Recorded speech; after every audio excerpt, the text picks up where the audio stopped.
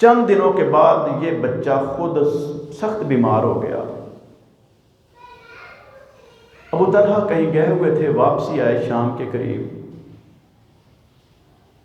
ام سلیم رضی اللہ تعالیٰ عنہ نے کھانا تیار کیا، کھانا کھایا، عشاء کی نماز پڑھنے گئے، پھر واپسی، جو امور ضروریہ تھے سارے ہوئے، اور اس کے بعد ابو طلحہ سو گئے، لیکن ام سلیم جو ساری رات بے چینی کے اندر، پریشانی کے اندر اور عجب غم کے اندر، ایک صدمے کے اندر، لیکن نفل نوافل ادا کرتی ہیں، ذکر و اذکار کرتی ہیں، اللہ سے دعائیں کرتی ہیں، ان کی آنکھوں کے قریب بھی نیند نہیں آ رہی۔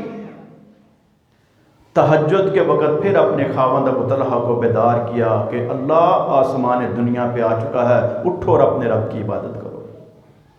دونوں نے مل کے تہجد پڑھی۔ جب فجر کی اذان ہوئی تو پوچھنے لگی ابو طلحہ، اگر کسی کے پاس کوئی امانت رکھی ہو اور جس بندے کی امانت ہے وہ کہے کہ مجھے میری امانت واپس کر دو، تو واپس کر دینی چاہیے؟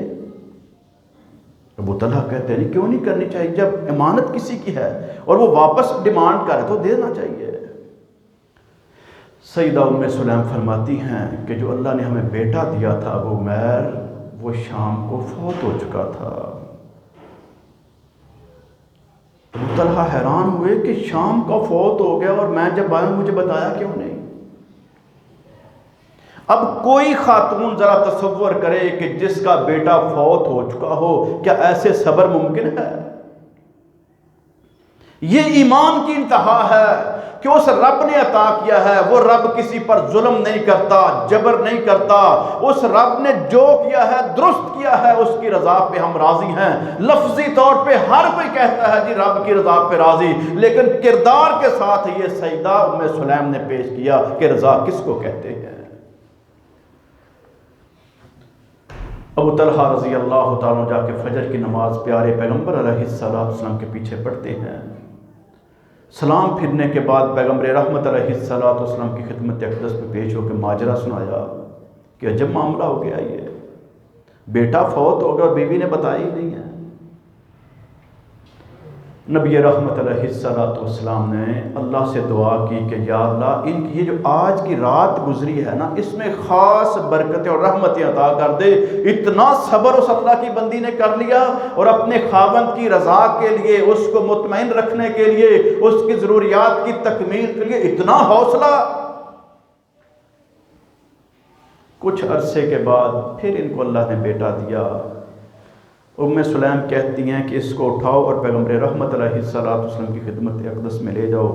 پیغمبر رحمت علیہ السلام نے کھجور چبائی اور اس کی گھٹی دی اس بچے کو اور اس کا نام رکھا عبداللہ، اور اس کے لیے دعائیں کی۔ جب دعائیں کی تو اس عبداللہ نے جب جا کے جوانی میں شادی کی، اس کو اللہ نے 7 بیٹے دیے، 7 کے ساتھ حافظ قرآن بھی ہیں، علماء دین بھی ہیں۔ صبر کا نتیجہ دنیا میں اللہ نے دے دیا۔ اس انداز سے اسلام کو غالب کیا ہے ہماری ان عظیم خواتین نے۔